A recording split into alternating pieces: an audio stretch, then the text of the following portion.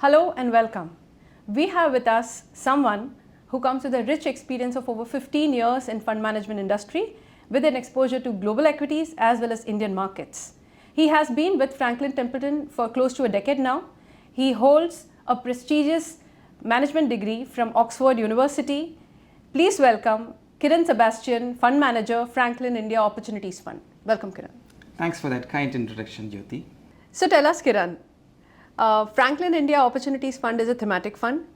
What makes it so unique?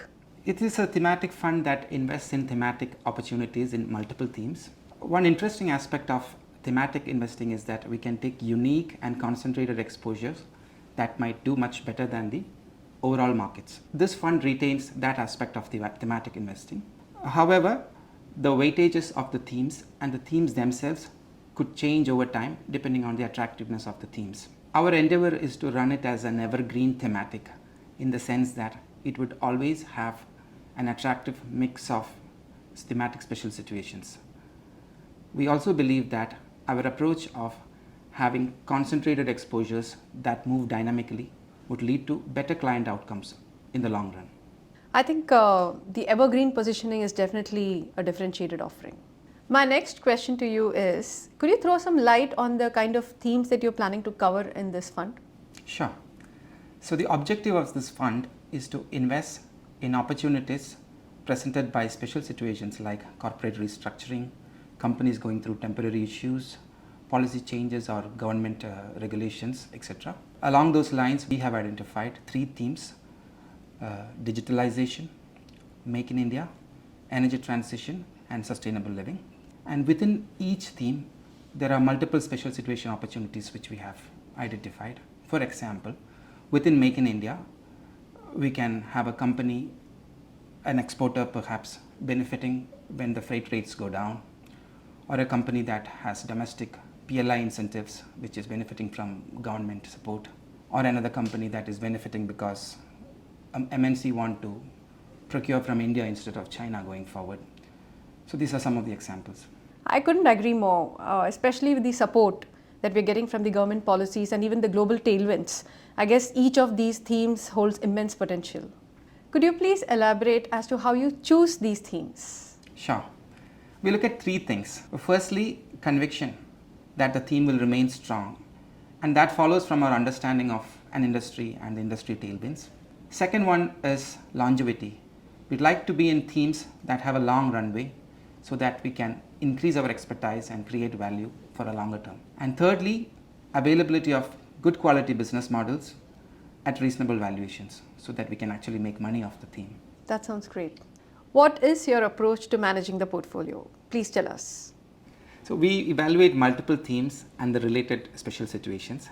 Parallelly, we check whether these themes have sufficient number of large investable companies in them at attractive valuations. Once we like a theme, we zoom in and then we deploy the proprietary Franklin framework of QGSV, wherein we look at the quality of the business, the growth, sustainability, and valuation. That's how the portfolio is constructed. It's constructed bottom up, and we periodically rebalance the portfolio depending on the relative attractiveness of the ideas. And we are open to changing the theme as well when we cannot find enough interesting ideas within the theme.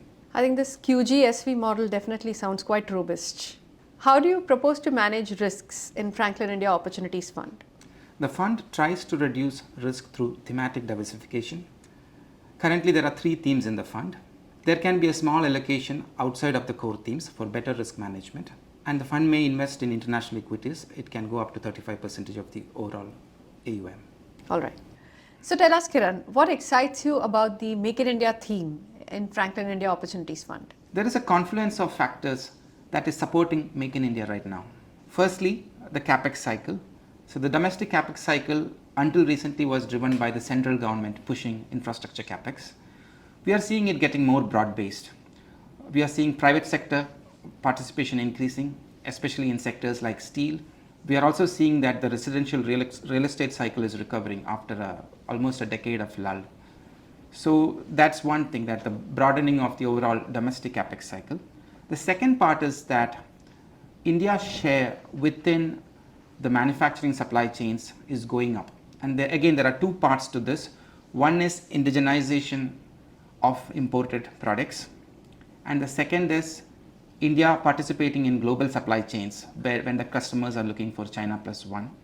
And on the first point, the government is very supportive of this whole indigenization theme. The PLIs have been rolled out, and it's driven by a strategic need to be self-reliant. And this has just begun. And on the other front, in terms of getting the global market, there again, there's a lot of things going for India. The infrastructure bottlenecks are being addressed. India has a very deep technical talent pool. India has a large domestic market. So I think this part is really going to fire, and it has just begun. We are just seeing the initial signs on the ground. And finally, this whole energy transition also is going to be very capex intensive. Till now we have just seen some solar or wind additions, but this is again becoming more broad based, and the legacy energy infrastructure need to be modernized or rebuilt, and that again will have huge spillover effects in terms of support to the capex cycle. So I believe the propensity for this particular theme is immense, and so many aspects covered, especially the intertwining of two of the key themes in the portfolio itself. Yeah. So Kiran, we often speak of faster adoption of digitalization, especially in the post-pandemic era. Now, how is India making strides in digitalization? Can you please elaborate? Sure.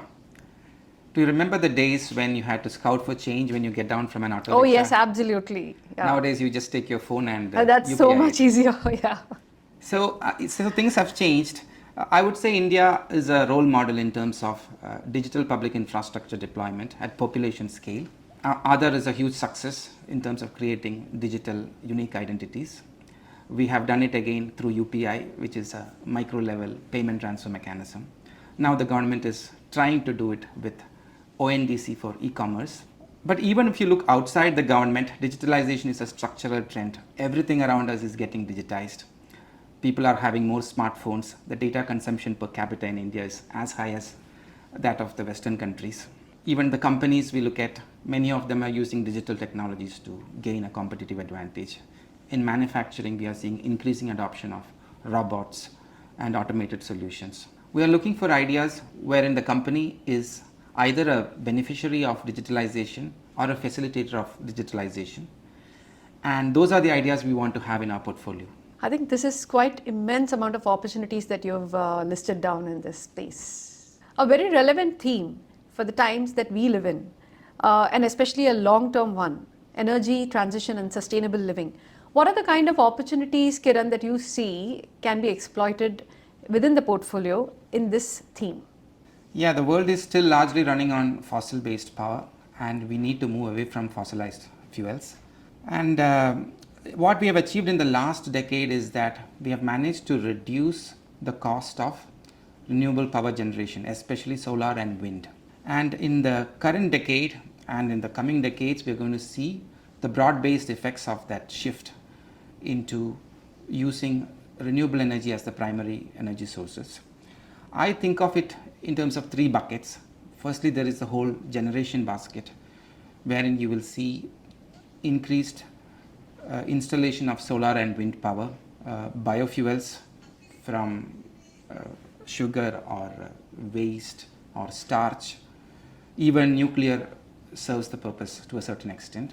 Then there is the whole transportation infrastructure, wherein we'll have this whole electric grid strengthening, stabilization of the grid, build-up of the EV charging system, pipelines for hydrogen, all of that on the midstream side of things. And finally, you'll have consumption side, where there will be user industries that will adopt or adapt the processes.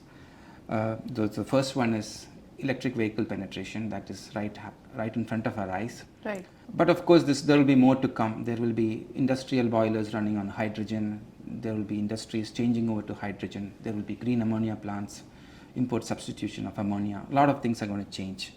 And we are at the cusp of all of this happening.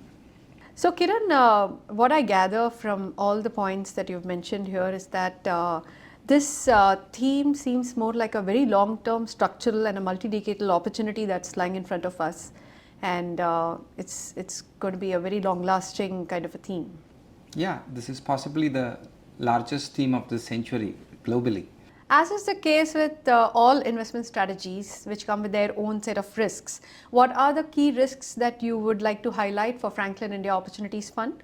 The fund takes concentrated exposures in certain themes, and some of these themes are long term in nature, and it might take time for the full value creation to be realized. So, we need to be patient with the product. Absolutely, I agree with you on that one. Thank you so much, Kiran, for this engaging conversation. This has been really insightful. My key takeaways from this conversation with Kiran would be: one, the evergreen dynamic nature of this theme selection that is being followed by Franklin India Opportunities Fund.